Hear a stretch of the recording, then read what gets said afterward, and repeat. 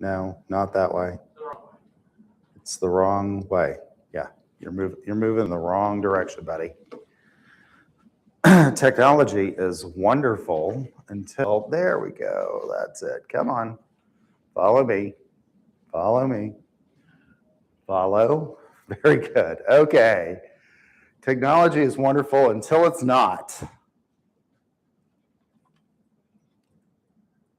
All right.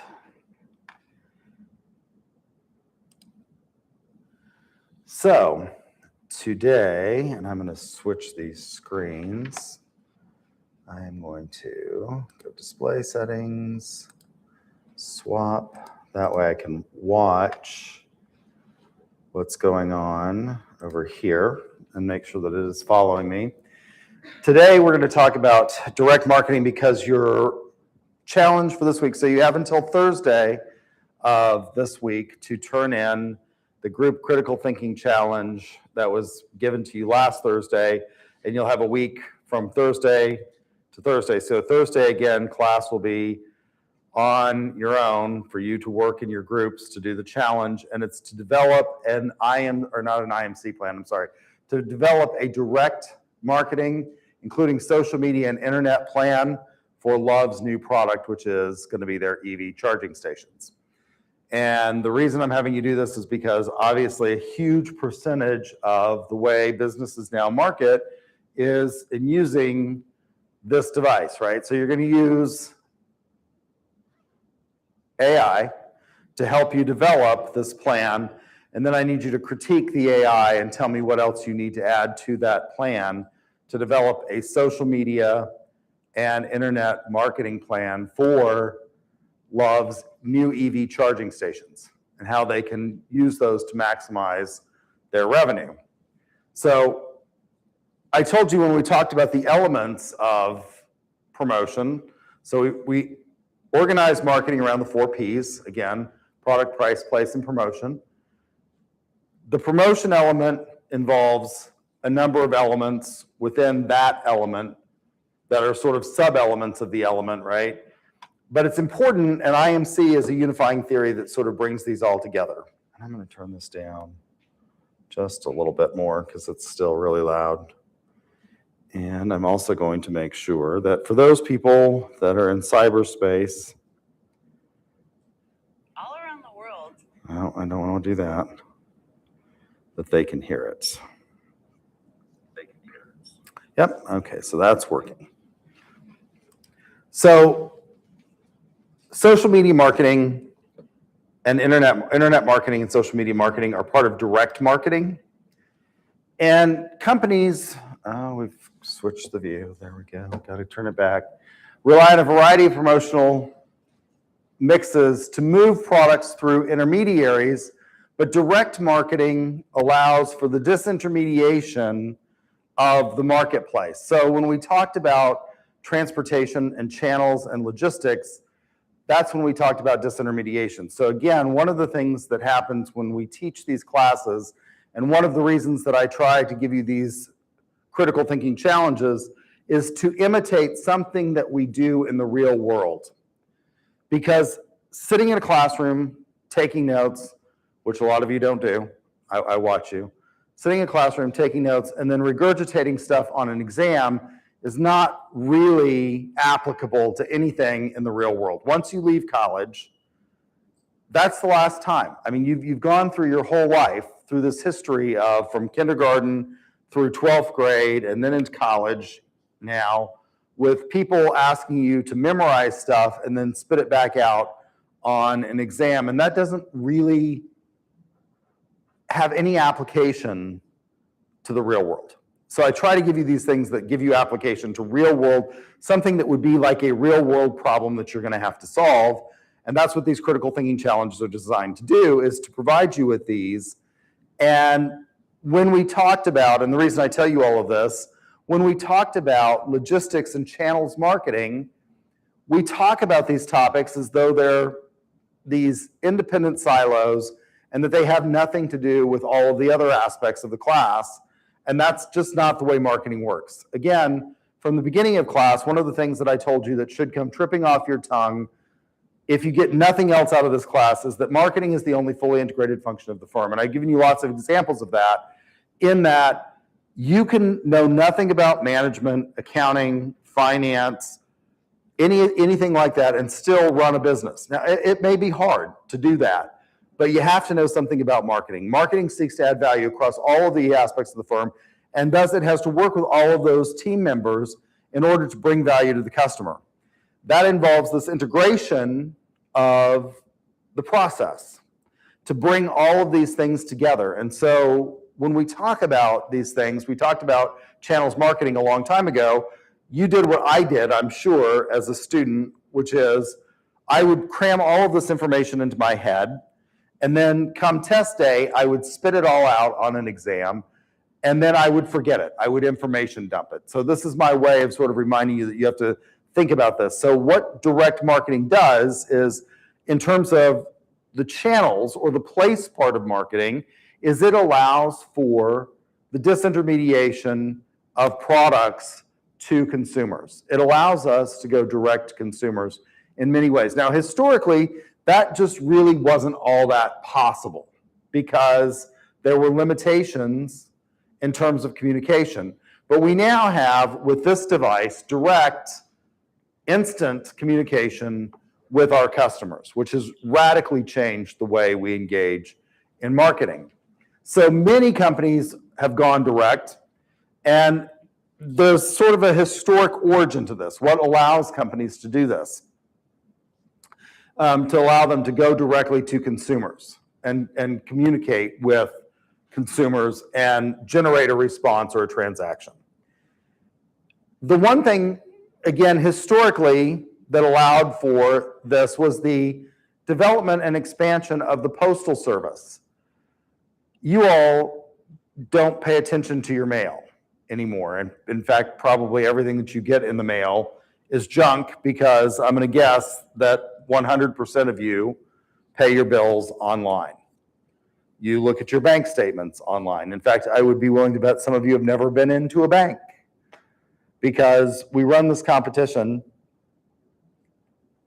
called the Challenger Sales Institute, and we have people, we give the contestants who win this competition, this is a term you've never heard before, live checks, because that's the way it's easiest for us to pay them, is to give them a check and have them deposit it. And every year we have a bunch of these students that get these checks for like $500 in prize money, and they never get cashed because they've never been to a bank, because they've never gotten a live check, and they can't figure out how to do this, even with mobile banking now, where all you have to do is you just flip the check over. I'm telling you how to do this in case you don't know how to do this. You're going to flip the check over. You're going to sign the check, which is endorsing it, saying, deposit this check in my bank account. There are lots of banks now that have no physical presence.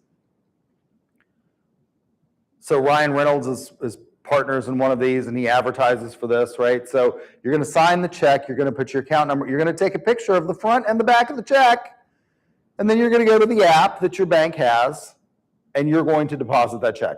I've just told you how to do it. So if you ever compete in Challenger Sales Institute, you will know how to do this, so that we don't have these, every year we're contacting people like it's been almost a year. That check goes stale.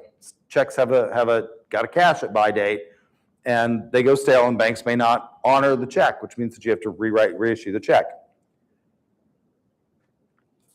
So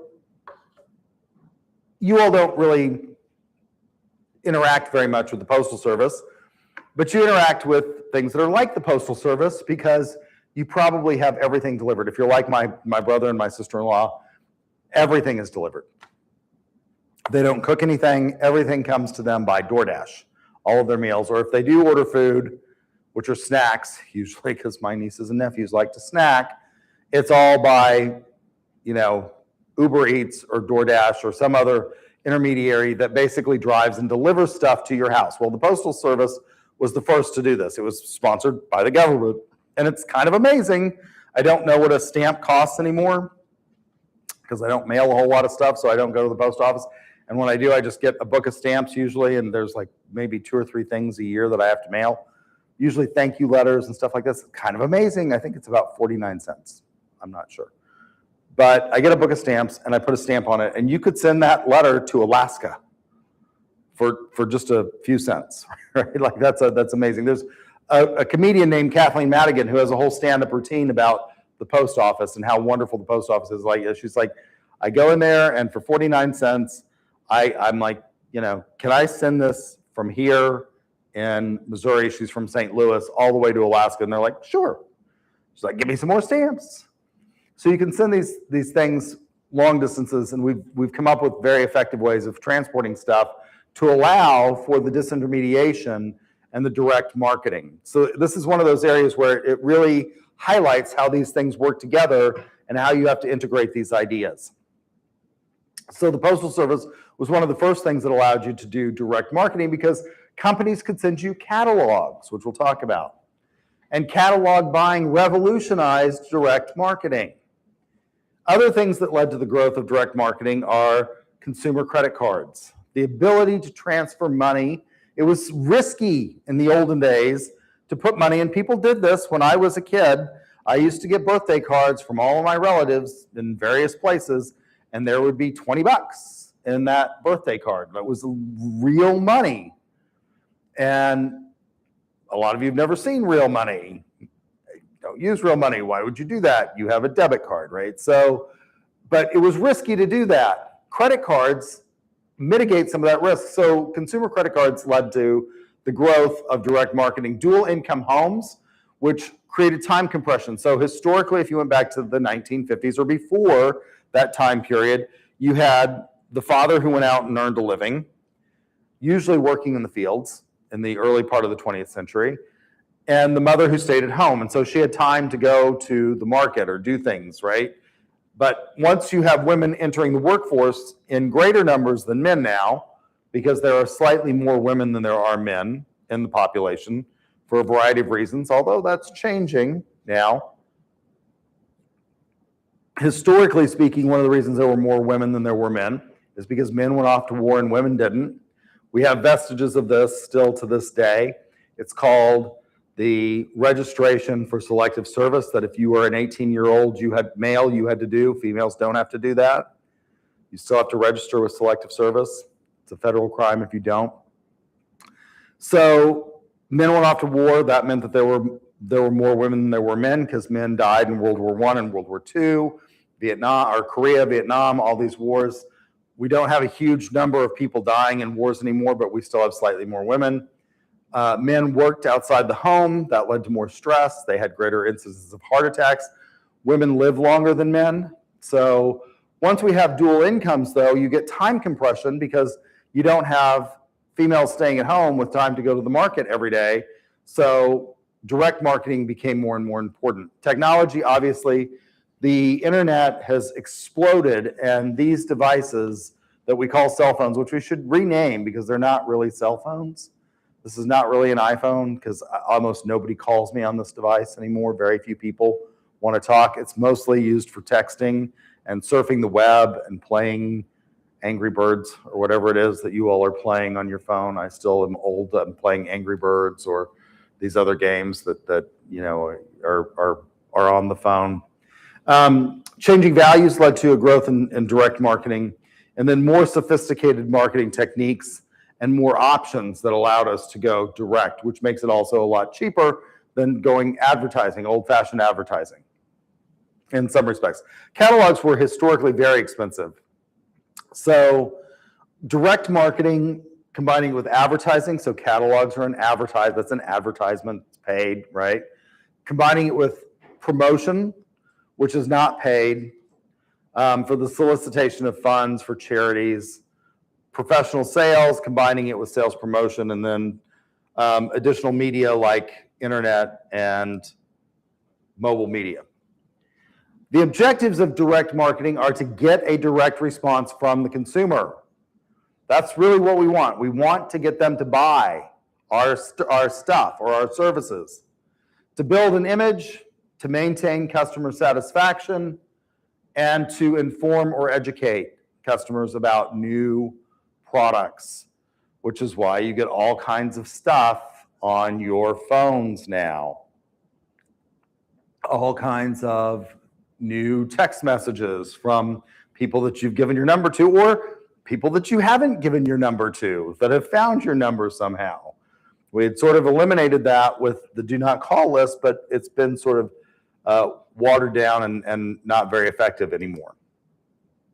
So there's a one-step approach, which is using one medium to obtain an order. Again, if we went back historically, that's what they did. They would send you something in the mail, a catalog, and try to get you to buy from that catalog. When I was a kid growing up, there was something called the Sears and Roebuck. It was called the Wish Book. And they printed this huge catalog. And they sold everything through Sears and Roebuck. I live in Guthrie, Oklahoma, which is the United States' largest historic preserve of late Victorian and early Edwardian buildings. Most of those are homes. We have the largest preserve of these historic homes. A lot of those homes were purchased from Sears and Roebuck directly. You could buy homes, kits, these kit homes from Sears and Roebuck. They would ship it out to you on a rail car, and then you would build your home. They would number everything and tell you how to do it, and we have a lot of those homes. A lot of them are called shotgun homes, and the reason they were called shotgun homes was because at the beginning of the 20th century, they didn't have air conditioning like we do today, and so it was hot, which meant that they built homes for maximum amounts of ventilation, which meant that the front door and the back door and all the doors in the rooms in between lined up. So the saying was you could stand on the front porch and shoot chickens in the backyard without damaging the home or without hitting the home, and so they were called shotgun homes.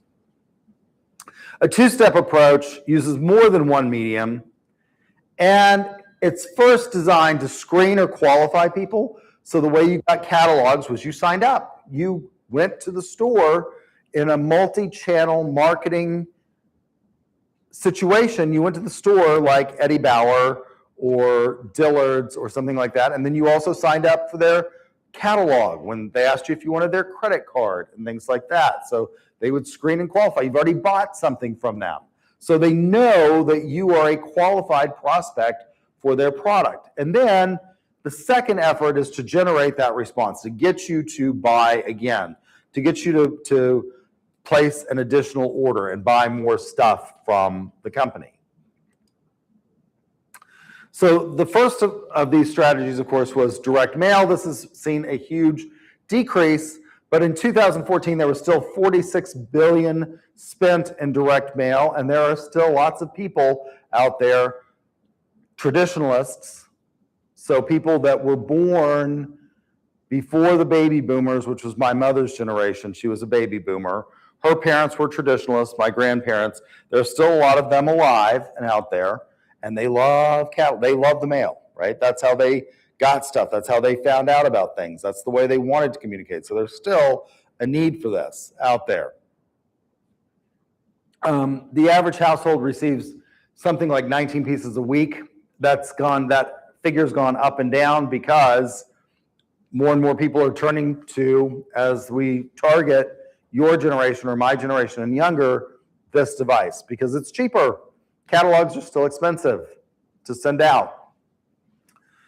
The key to the success in direct mail is maintaining your mailing lists and your ability to segment the target. And of course, this is threatened by internet and social media marketing and mobile marketing because I check my mail maybe every 2 weeks, and the vast majority of it I just throw in the trash because I don't get any of my statements by mail anymore. I went paperless a long time ago. I communicate with all of my companies that I do business with primarily through online, and I don't pay attention to the credit card or the debit card statements and stuff like that in the mail because I don't get them anymore. So that means that the vast majority of stuff I get through the mail is just junk. So I just throw it away every 2 weeks. Catalogs have decreased since 2007, and most are now available online in both the business to business or business to consumer. So we've seen a change in the medium.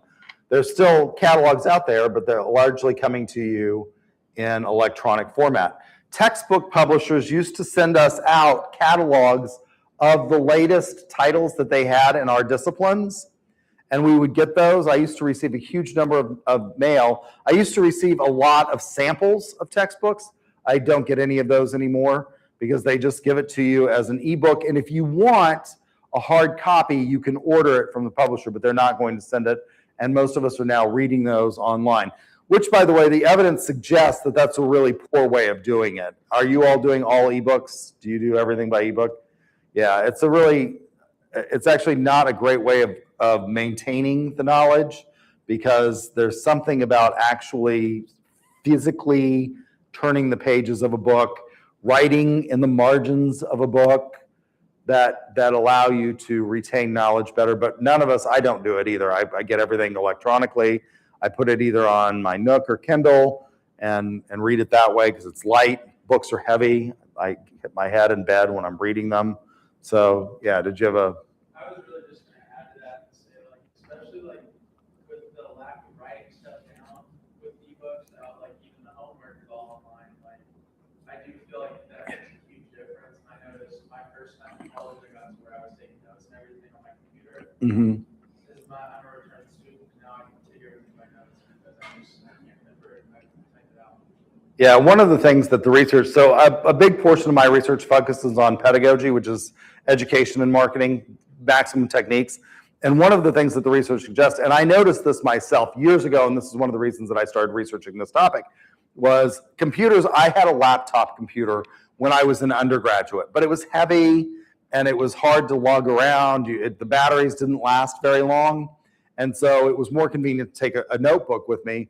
But by the time I got to law school, they had gotten a lot better and they were a lot easier to carry around. And so I was taking my laptop to law school. And one of the things that I noticed was I wasn't learning as much in the classes as I did in my undergraduate experience because I learned to type. My mother insisted that I take typing in high school, and I thought that was stupid. I was like, I'm going to have a secretary. I'm going to be a lawyer, and I'm going to have somebody else type for me. Why do I need to learn to type? She's like, you're not going to have a secretary when you go to college, and it's going to be important for you to type. And so she had me take typing, which they no longer call typing in high school. It's called keyboarding, and most of you learn how to do it really, really quickly on the QWERTY keyboard very, very fast because you grew up doing it, but people in my generation did not grow up doing it, right? We didn't, because we had typewriters. We had this physical thing that people actually used to write papers and sign letters and stuff like that in the past. And then computers took over. But one of the things that I noticed in law school was because I got so good, I took typing for 2 whole years. It was, you could take it for 2 years, typing 1 and typing 2. And basically what they taught you was how to get faster and faster and faster, right, in that time period.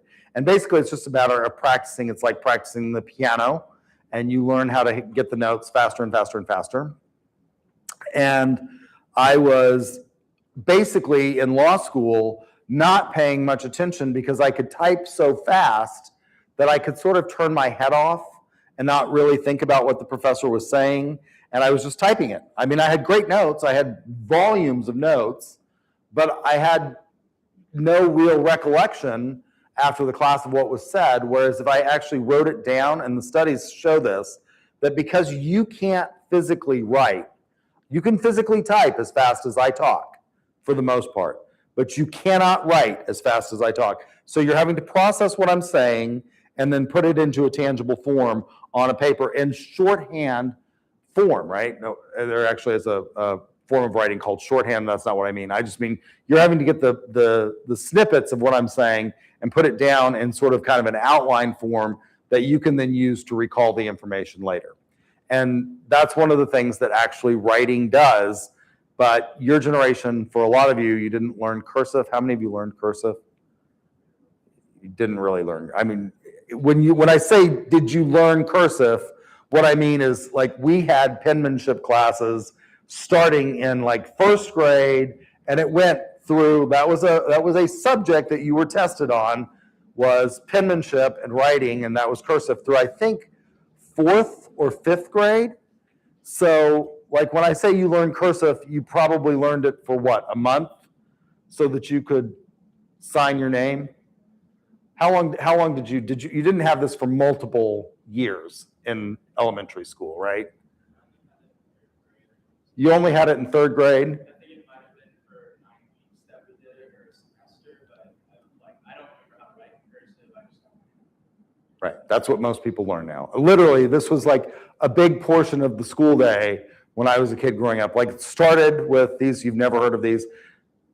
When you started in first grade, you got a big pencil. They give you these big pencils, these big fat pencils that they don't make anymore. I haven't seen the big fat pencils in a long time, other than like it's kind of a novelty item. You can order them, I think, online.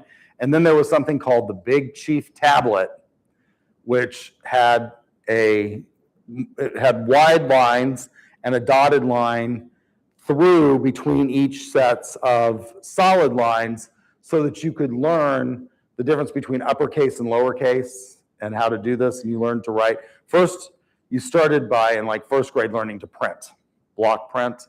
And then I think we started learning cursive in second grade. And so, and every classroom in America, when I was a kid growing up, had at the top, they had the letters of the alphabet in both block and cursive so that you could learn how to write in cursive.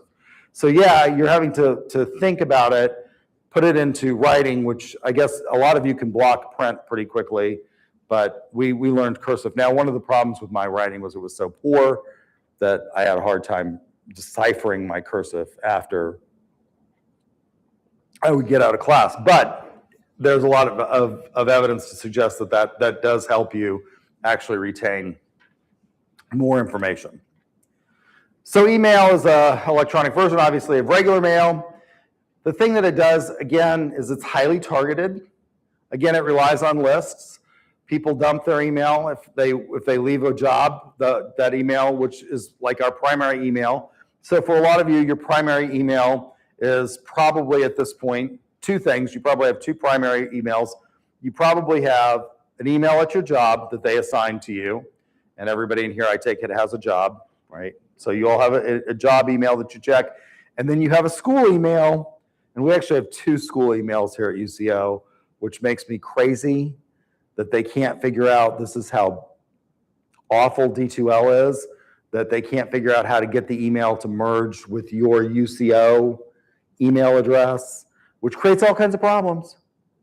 So you actually have two. You have a D2L email for each class, and then you have your UCO, your whatever your name is, and then a number usually, because most people by this point it's your first initial, last name, number, because whatever number you are on the list. If your name is Smith, for example, it's probably 10,544,000 or something. It's not that much, but at uco.edu.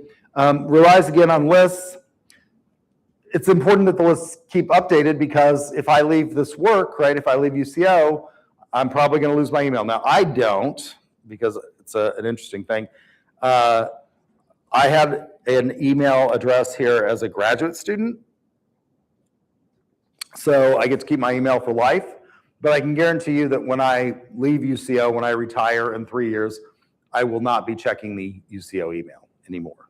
It will, it will be out there and people will send stuff to it, but I won't be checking it because I'll use my whatever. It's, my personal email address, which is a Gmail for now, although it will probably change. People change, emails frequently, because what happens is some new provider comes out. So when I first got into email and things like that, it was Yahoo.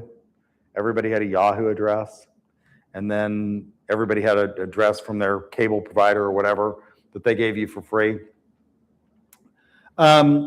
In the past, a Harvard study suggested that email was more effective than traditional direct marketing when measured by ROI. Now, this is deceiving, and they haven't really updated the study very well, because it's effective in terms of ROI, return on investment. What does it cost to send an email?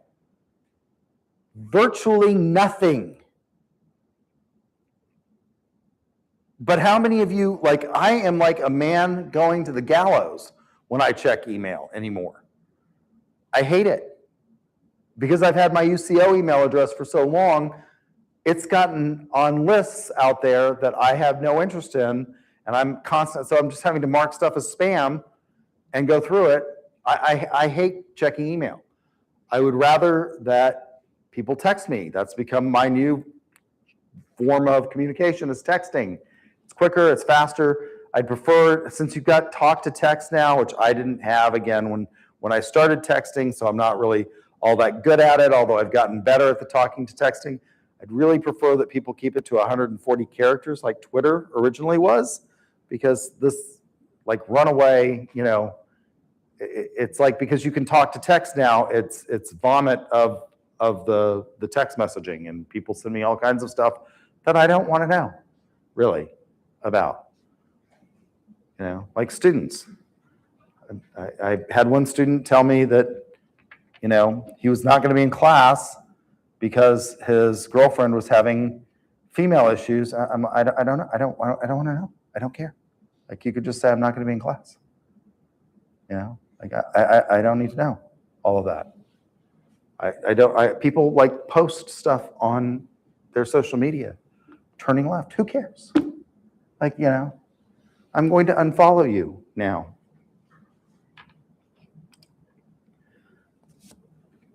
Broadcast media, using a direct response advertising with a toll-free number. Of course, again, this is becoming less and less important because we still do it.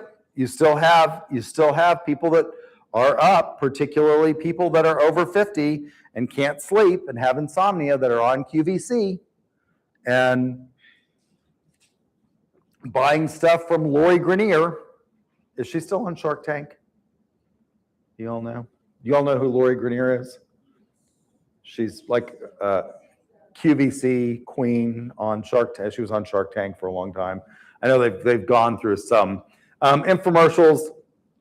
These were historically 30 minutes long. Nobody watches these anymore, except people who can't sleep at 2 in the morning because they have insomnia. Print. Again, postage is technically print, right? So it's an overlap between the two. You have direct mail, that's print. And then you also have things like circulars that are sent by, not necessarily through the mail, like by newspapers and stuff like that. Historically, you would get the Sunday paper and it would have all kinds of ads and circulars in it that was print direct media, and they would target it. So for example, when I was a kid growing up, the Oklahoman had, depending on what part of the city you lived in, that depended where you picked up your paper. Either they delivered it to you or you picked it up at the convenience store or whatever, and it would have directly relevant stuff to the area of town that you lived in. Like if you lived in Northwest Oklahoma City, it would have coupons and things like that for the local entertainment venues like theaters in this area, as opposed to the south part of Oklahoma City. Telemarketing, again, this has declined because we now have a way of filtering. It started with the do not call list, which has largely been decimated by the first Trump administration, but it's come back as a reason. So it started coming back as they were able to use your cell phone. But what does your phone do now? It alerts you that it's a spam likely if you've got a phone. So, and because you have every contact in your phone, because you don't remember phone numbers. Again, when I was a kid growing up, it's amazing to me the amount of phone numbers that I could remember off the top of my head, because we either had to write it down and carry it around in a little book, or you had to look it up in something called a telephone directory, which you all have never seen. These were these books that were printed that gave everybody's number out, like unless they asked that it not be listed.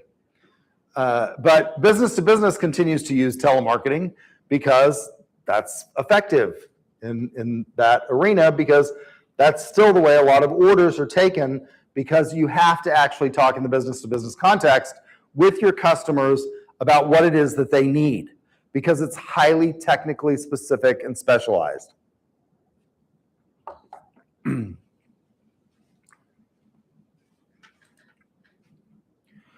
Direct selling, this has grown in the business-to-business context. It has decreased in the business-to-consumer context because it's expensive, but it's still used by a number of companies where they'll send out people. They used to sell vacuum cleaners this way. When I was a kid, one of the most wonderful vacuum cleaners that you could get that was very expensive, sold door to door, was called an Electrolux. They were fantastic. They were heavy. You now buy Electrolux at Home Depot. They're not heavy duty. They're made of plastic. All of those tend to break, but they actually were made of metal, and they were really well built, and they were really, really an expensive product, but they would bring them by and they would show you a demonstration. One of the first episodes of Everybody Loves Raymond that I remember is his wife has been shown this demonstration of a wonderful new vacuum cleaner by a door-to-door salesman, and it picks up all this stuff, and he shows it to her. I think it may have been like a knockoff of a Rainbow.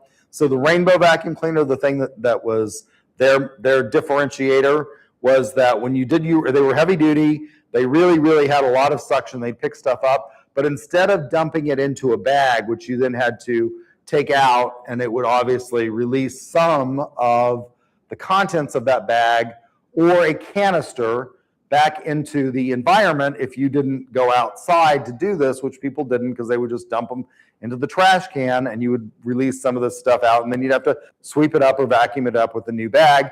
The Rainbows thing was that you put water in the bottom of it and it dumped everything, all of these particles into the water, which meant that you could just pour it down the drain or down the toilet and made it very, so that it wasn't being released back into your air. And it was supposed to also have these filters that clean things as it was vacuuming. So in this episode of Everybody Loves Raymond, they show her this vacuum and she's like, that's amazing. And she says, she doesn't want to buy it, but she sends them over to her mother-in-law's house, who's very critical of her. And she wants them to demonstrate it over there. And they're trying to find dirt in her house, but they just can't find it. It's a really funny episode of Everybody Loves Raymond. That's an old show that you'll probably have not heard of, but it's still on, I think, on some of the cable channels. So there are types of direct selling that historically people engaged in. Mary Kay, you can see the Mary Kay corporate headquarters on the North Texas Toll Road in Dallas, if you've ever been on that. They have all these Mary Kay representatives. They used to be very, very popular. If you got big enough in Mary Kay, you got a pink Cadillac. That meant you were a millionaire. If you'd sold millions of dollars worth of, and you had earned probably $1 million in commissions off of Mary Kay. Non-repetitive are things that are infrequent. So they used to have Tupperware parties. I mean, once you buy, cosmetics are something that is usable and it diminishes, right? When you use it, but Tupperware was not like this. So they had Tupperware parties when I was a kid growing up where you'd have infrequent visits, and then Tupperware came up with the kind of party planners where they would have you get a group of your friends together and they would give you, in exchange for hosting the party, some benefit, and they would try to sell through those sort of parties. But it was not a weekly thing. Mary Kay was, you had a Mary Kay representative, or Avon was another one, and they would actually visit your house with a new catalog or something every week or every 2 weeks. Internet and interactive has, of course, now become the prominent and dominant form of direct marketing. It really allows us to micro-target. So I used to teach a course called Political Marketing. This has really changed the political marketing landscape. The ability to micro-target and really go out there and ensure that you motivate your base to get out and vote. But it allows for micro-targeting of all kinds of stuff in not just the political world. So there are different types of ads on internet sites, banner ads, pop-ups, interstitials that appear for you while you're waiting for content to load. These don't really happen that much anymore, and we kind of tend to ignore them. And then links, trying to get you to link and click through. It allows us also to have huge amounts of information from our customer base instantly. If they see an ad and they click through, we can count that. And we know if they purchase, we know, which means that we can really, really drill down in the targeting of customers to know who is using our products or services and at what frequency. The advantages of direct marketing in these forms are it is selective, it reduces waste. Last time I talked about the billboard ads for Rolex out on the Kilpatrick Turnpike. Now, one thing that maybe they selected that ad space for is that the Kilpatrick Turnpike runs between, Edmond and North Oklahoma City. Edmond is one of the largest income producing or the highest income producing neighborhoods or cities in the state of Oklahoma per capita. So maybe they have selectively targeted, but there's still a lot of wasted coverage in there, in that there's a lot of people who are not going to buy a Rolex that see that ad.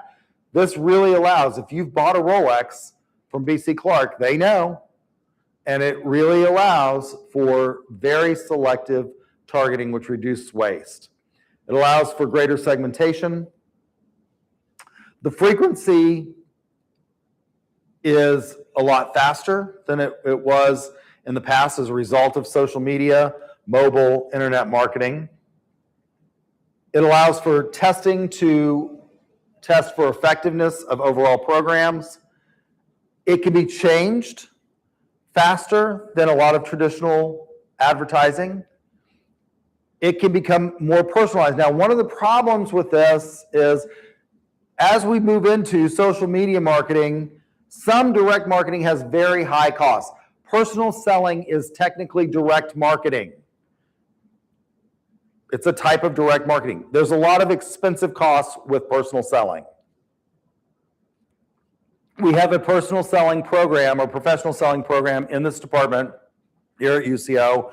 It's one of the things that I teach. I'm also one of the coaches for our sales team. We have one of the most successful competitive teams.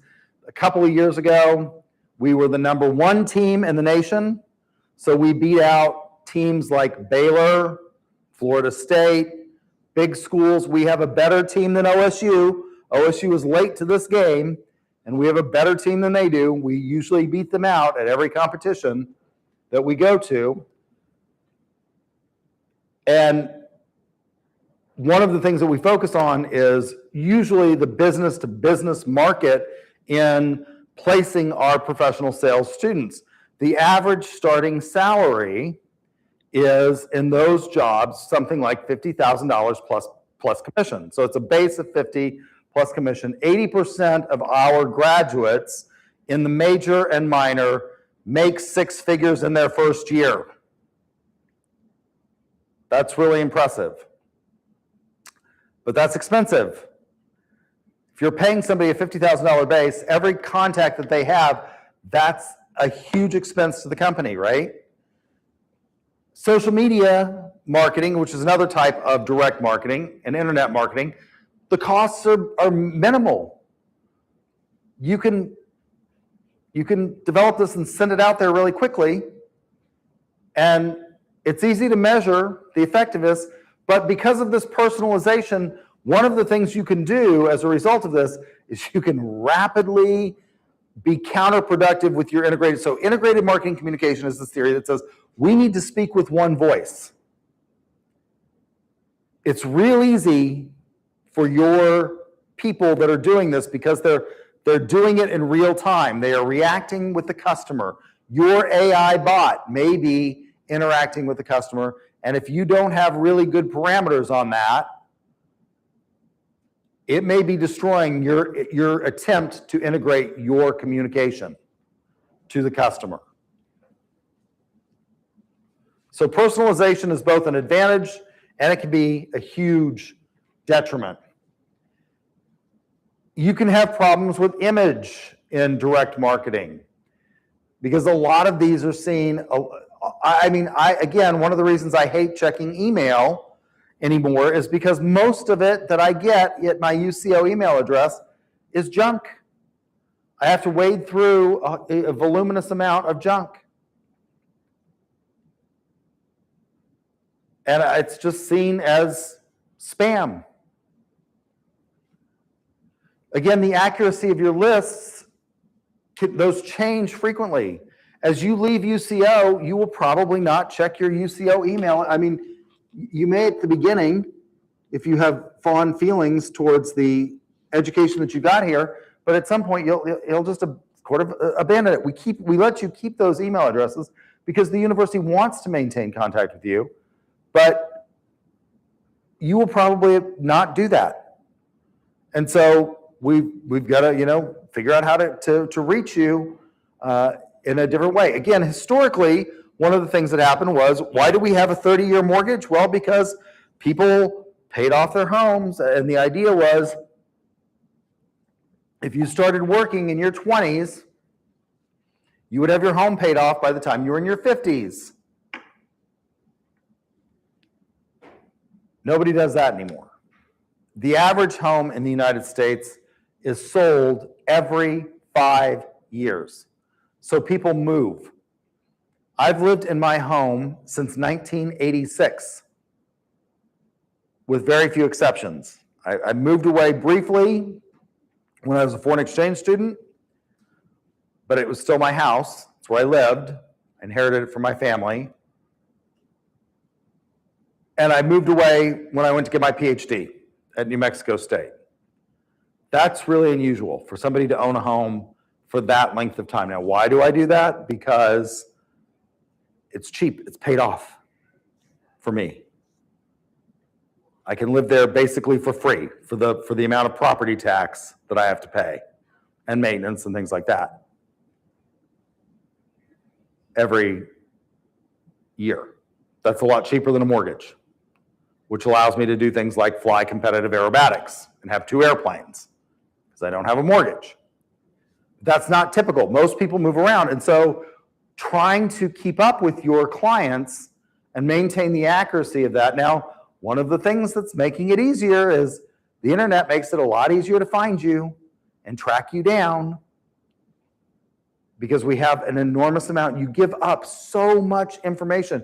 You are walking around giving us, we now use geofencing to find you. And you're doing it voluntarily. You're doing this voluntarily. And the do not call lists are really not much of an issue because there's lots of ways around them. So again, for this next critical thinking, which I will open up by Thursday, you have the one that was open, so you're gonna turn that in by Thursday. I'll have a new one open by Thursday. You're going to focus on loves and a social media and mobile marketing campaign using AI to generate a way of reaching new customers to their EV charging station platforms.